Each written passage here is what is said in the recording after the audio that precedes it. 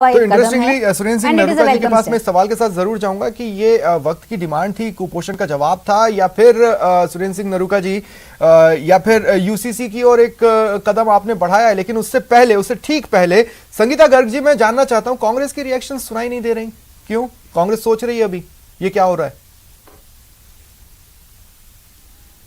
जी, कांग्रेस सोच रही है या क्या जान रही है या इस चीज के ऊपर रिसर्च कर रही है कि क्या बेटर हो सकता है, लेकिन मैं अपनी व्यक्तिगत राय इसमें देना चाहूंगी कि मुझे लगता है कि जब पुरुष की शादी की उम्र 21 हो सकती है तो महिला की भी 21 होनी चाहिए। उसको हम इस दिशा में देखते हैं कि जब आप ये कैसे कह सकते हैं कि महिला पहले परिपक्व हो जाती है। नहीं, संगीता गर्ग जी, होता क्या है ना, आप दोनों की व्यक्तिगत विचार रखते हैं, जरूरी नहीं है कि वो पार्टी लाइन के हों।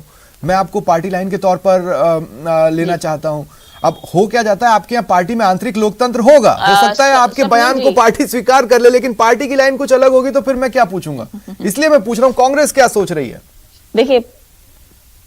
देखिए स्वप्निल जी, मैंने इसीलिए कहा कि मैं अपनी व्यक्तिगत पहले बात बता रही हूँ, उसके बाद पार्टी का मुझे अभी जानकारी नहीं है कि पार्टी ने क्या कहा है, मैं अपनी बात कर रही हूँ, लेकिन पार्टी की प्रतिनिधि हूँ, ये बात सही है। अब पार्टी उसको, मेरी बात को किस तरीके से लेती है आई डोंट नो, बट मैं आपको जो कहना चाह रही थी वो यही था कि जब हम आधी आबादी की बात करते हैं, समानता की बात करते हैं, तो मुझे लगता है कि बहुत अच्छा निर्णय है, स्वागत योग्य निर्णय है कि पहले ये था कि साहब पुरुष जो है वो 21 की आयु में परिपक्व हो रहा है, महिला 18 की में, तो क्यों? पहली बात।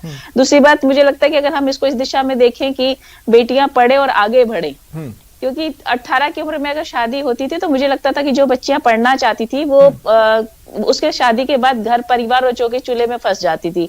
हो सकता है उनकी इच्छा होती थी कि मैं आगे पढ़ूं। पर अजीब बात है कि देखिए जिस तरह के भी रिएक्शंस आ रहे हैं संगीता गर्ग जी, वो कुपोषण से जुड़े हुए नहीं आ रहे हैं, जबकि कुपोषण के जवाब में इस प्रस्ताव को पारित किया गया, बताया गया है।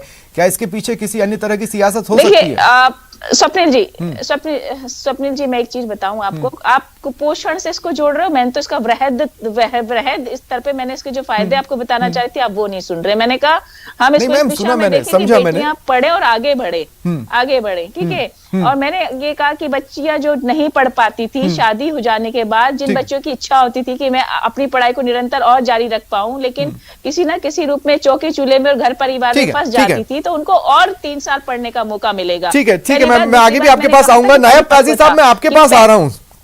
जी।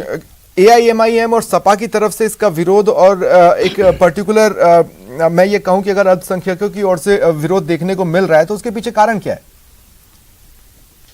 सर, पहली चीज़ तो ये समझे कि AIM और सपा जो है वो मुसलमानों की या अल्पसंख्यकों की आवाज़ नहीं है। दूसरा ये है कि दूसरा ये समझा जाता है कि इस्लाम ने जो शादी की उम्र बताई नहीं है तो ये भी गलत है, क्योंकि कुरान के अंदर साफ फरमाया गया कि हत्ता यबलुगा अशुद्धा, कि जब वो बालिग हो जाए और पुख्ता उम्र को पहुंच जाए, हत्ता बलगुन निकाह, कि जब वो बालिग हो जाए तब उसका तुम निकाह करो, यानी कि वो एक डेट निर्धारित करता है कि किस समय में आपको निकाह करना चाहिए। दूसरा, मैं यहाँ पर जो सुन रहा हूँ आपकी बातों से, कुपोषण के जो कारण बताया जा रहे हैं उसका तो दूर दूर तक इससे कोई रिश्ता नहीं है। कुपोषण कभी भी किसी को किसी भी उम्र में हो सकता है। एक चीज़ और समझने का जो फर्क महसूस हो रहा है वो ये कि लोग शायद ये सोच रहे हैं कि 18 साल की उम्र का होते ही उस लड़की को ब्याह देना चाहिए या शादी कर देना चाहिए। ये थोड़ी कहा जा रहा है, ये बताया जा रहा है कि भाई 18, जब दोनों की मेजोरिटी की जो एज है वो 18 रखी हुई है हमने, समानता यहाँ पर भी है, और जब हम एक परिपक्व लेडी को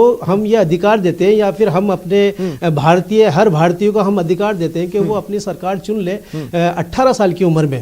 जब ज्ञात रहे कि 1988 से पहले हम 21 साल के अंदर ही सरकार चुनते थे, उसके बाद 18 साल इसको किया गया। तो जब वो एक व्यक्ति एक 18 साल की उम्र में, मेच्योर उम्र में एक गवर्नमेंट चुन सकता है, तो कि वो पति नहीं चुन सकता? फिर पति तो उसके घर वाले चुनते हैं। 18 की उम्र में तो आप क्या कह रहे हैं कि आदमी की शादी की एज को घटा के 18 कर, ये समानता लानी चाहिए थी? बिल्कुल कर सकते हैं। जब लड़का हो सकता है तो लड़की क्यों नहीं हो सकती? वो जो नहीं होना ये चाहिए कि या तो दोनों के 18 कर दें या एज इट इज रहने दें। आप देखिए, मैं एक बात बताऊं स्वप्निल जी, भारत की जो मैक्सिमम आबादी है वो गांव में बसती है। हम शहर को सामने रख कर देखते हैं तो गांव में एक बच्ची पढ़ना चाहती है, एक उसके माता पिता पढ़ाना चाहते हैं, लेकिन उनके पास संसाधन नहीं है, उनके पास, सुनिए सर मेरी बात, अगर देश का कानून बन जाए, पैसा नहीं है सर, क्या उसे एक्सेप्ट कर पाएंगे आप? मेरी बात सुनिए, कानून तो बाद में बात होगी, अभी तो कैबिनेट ने प्रस्ताव पास किया है। मैं ये कह रहा हूं कि हमारी आबादी गांव में बसती है, गांव में पैसा नहीं है, बच्ची पढ़ना चाहती है, माँ बाप पढ़ाना चाहते हैं, अब उसके पास पैसा नहीं है, तो क्या उस बच्ची को 18 की हो गई तो 21 साल तक घर में बिठा ले रखे? तो बुरा क्या है? रिलेशनशिप की आपने कोई उम्र नहीं रखी। तो नहीं है, नहीं बोझ नहीं है, तो फिर वो उसके लिए आप क्रॉस लिमिट करने के बहुत सारे संसाधन उसके पास पहुंच जाएंगे। आप बात को समझे, 18 से 21 साल, 4 साल तक वो पढ़ भी नहीं रही है, घर में है, जो है वो चोखा कर रही है, लेकिन ये कि उसकी शादी नहीं कर सकते अब आप। तो क्या ये हालात बदलने नहीं चाहिए? अगर बदलने चाहिए उस दिशा में एक कदम हो सकता है कि सस्टेन करने का रास्ता बनाया जाए। हम विरोध करने की जगह रास्ते हमारी आबादी को हमें देखना होगा, हमारी आबादी को हमें देखना होगा। मैक्सिमम लोग कहां बसते हैं सर, उनके संसाधन नहीं होते। आप पढ़ाई की स्तर बढ़ाए, जब तक संसाधन के इस्तेमाल लायक हमारी संख्या ना हो जाए, एक लड़की जरूरी नहीं है कि वो 21 की उम्र में शादी करे, 24-25 में भी करे, 26 में भी करे, कोई पाबंदी थोड़ी है। लेकिन आप जब उसकी मिनिमम एज डिसाइड कर देते हैं तो आप उसको बांध देते हैं। हमारे यहाँ बाल विवाह रोकने का ऑलरेडी कानून है सर। नहीं, बाल विवाह रोकने का तो कानून है, ठीक है, फिर क्यों उसको आप उसको सब। लेकिन जैसे कि आपने कहा, देखिए मैक्सिमम आबादी, गांव की आबादी